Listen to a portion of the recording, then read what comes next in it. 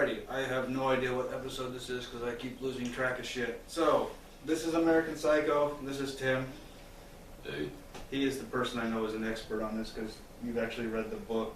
I know at least twice since when I was working with you. You at least read it more twice. a couple times. Yeah. It's what can you say? It's fucking amazing book, timeless classic. How much of it did they change from the movie? A lot. A lot. I would say that when anybody hasn't read the book and has only seen the movie, I say the book makes the movie look like child's play. It is. Wow. Like I say, it spawned complete from the feminist movement at the time, and organizations like now just completely reacted emphatically against Bret Easton Ellis for writing such a book that he. Really? Oh yeah. Wow. Originally not Knopf, the company that published the book, another company said, no fucking way, we're not going to publish this now with our name on it, Really? Wow. Oh yeah. Essentially, I mean, there's a lot of explicitly violent gore, anywhere from, let's say just for one instance, the scene where he kills the homeless guy and stomps the dog. In the book, he's literally tears the dog apart with a knife, and there's more gore with the black homeless guy where he stabs him in the eye, and is going into lengthy detail about the eye pus and whatnot. But to put it lightly, there's so much going on in that book. And just let alone, you can obviously tell from the movie the guy is fucking nuts. Even to a greater extent in the book, how it just is, he's just total apathy, content for everything, Right. or contempt rather. Even when it comes down to his co-workers and a relationship with Evelyn, Right, yeah, because you can get that more in a book, because you can get what's going on in his head a little bit more. Right. There's just there's so much going on in the book, let alone the chapters that are solely talking about. There's a chapter all about Whitney Houston. There's a chapter all about Huey Lewis in the News. There's a chapter all about Phil Collins. Wow. And I mean, going into such detail about the band and when he was writing this song, what it was about, and how many awards it won, and just in such great detail about this band. And one scene you're reading about, how he's raped and murdered some girl, and then the next chapter, Whitney Houston, Nice. Yeah, and it's because the only author I'd heard about in recent times that gets a lot of shit is the dude that wrote Ender's Game. Yeah. I can't think of his name. Yeah, and he gets shit all the time. Really. Because he's so anti-gay and all this stuff, and Really? It comes through in. I've only read the graphic novels of Ender's Game. I've never actually read the books, but Sure. It comes through in that because he's so hardcore pro-church and all that stuff. And I'm surprised because I never heard anything when the movie came out that there wasn't shit going on. I mean, I'm sure there was to some degree. Sure.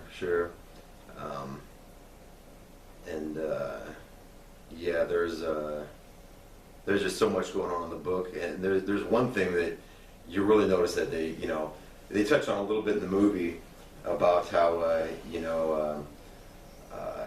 what kind of when it comes to fashion and style and what people are wearing, and is that Armani or all this and that, and in the book, I mean, such a almost too in depth at times where you just got to skip to what he's describing of what these people are wearing.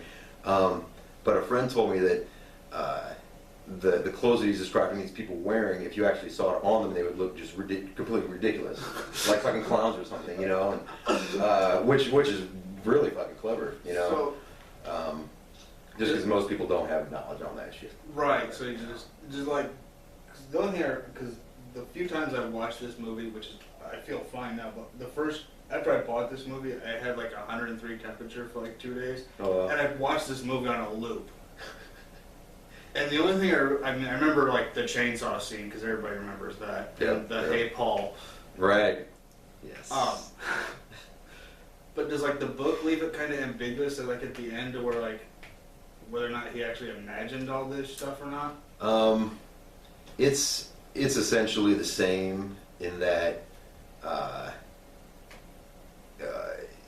Yeah, pretty much the same. You know, in the end, he hasn't concluded whether or not it, you know, really went down. Pretty much all in his head, but great fucking daydream. I'll tell you that much, man. Very clever.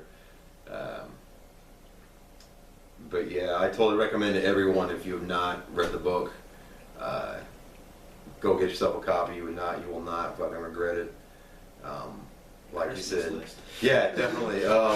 Like I said, yeah, buy it for your loved ones today, especially your girlfriends, or mothers. We won't exclude them, okay?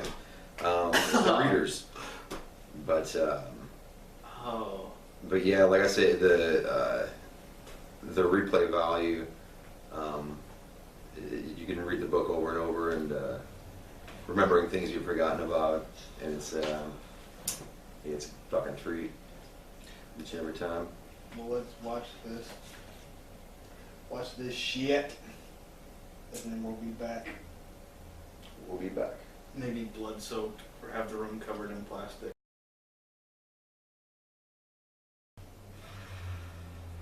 I will say this though. I mean, you can definitely tell this is an 80s movie. I mean, the music definitely. It's about the music and Reagan are about the only two things that really. Yeah, and some of the club scenes kind of, you know, and I guess just because the music is playing and, you know, there's stalls that are gratuitously used just for drugs and sex, you know, and yeah. But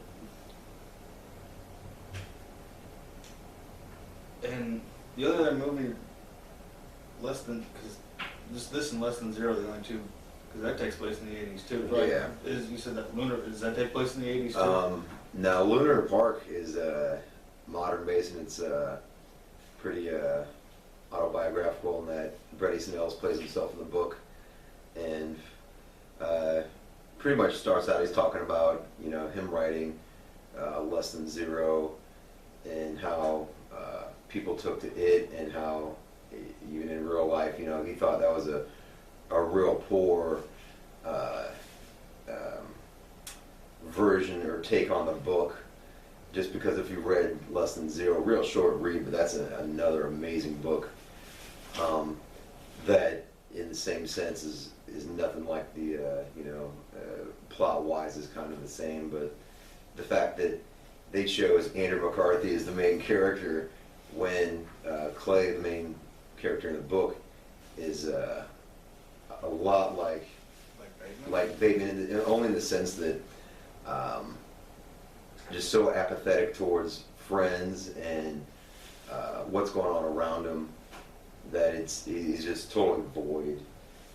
And but Lunar Park starts with, you know, Bret Easton Ellis moving away, trying to get away from the huge excess of New York, and moves away to the suburbs, and slowly, I mean, it's essentially, great fucking book too, is almost essentially a horror novel, and like I was saying, how in the book there's a Patrick Bateman, someone who's mimicking the murders in the movie, and there's a private investigator who comes to visit Bret Easton Ellis at his home under the moniker Donald Kimball, just like Defoe's character. And but yeah, that's another fucking book and shit. All those books are fucking amazing. But yeah, but nothing is I think gotten as much positive and negative acclaim as American Psycho, Right. movie and book wise. Shit, it spawned the Misfits doing a song, and American Psycho, the album, and Yeah, because I remember when Less Than Zero came out, that hit just because of that was just from what I remember, because it's been years since I've seen that, but that movie was like a big, it's almost like, it's a weird analogy, but like Train Spotting to some degree. It's about drugs and about wanting to get off them and stuff like that. Right. And that just kind of faded away. But yeah, I mean, I think the main reason people still praise this movie just is because of Bale. Oh yeah. Like I said earlier, I can't think of anybody else that can nail the fucking role like he did. No, yeah, he was. His intensity. His intense in every fucking scene. And his he pulls off that whole I don't care. That smarminess about him. Yeah. That 80s yuppie smarminess. Right. Nailed it to a T. Right. And he sells everyone else on a version of himself that he completely is not, Right, and I didn't even notice that. I mean, it's like that guy, the security guard he shoots, he calls him by a different name too. He's like, hey, Mr. Smith, and it's just like, boom. Right, and towards the end where he walks up to his lawyer and he calls him Davis. Yeah. It's like, it's could be left up to interpretation because, his friends call him Bateman, only the people that know him well. But whether or not he is this other person that has just created this Bateman. The Bateman's the character in his head. Right. That's what he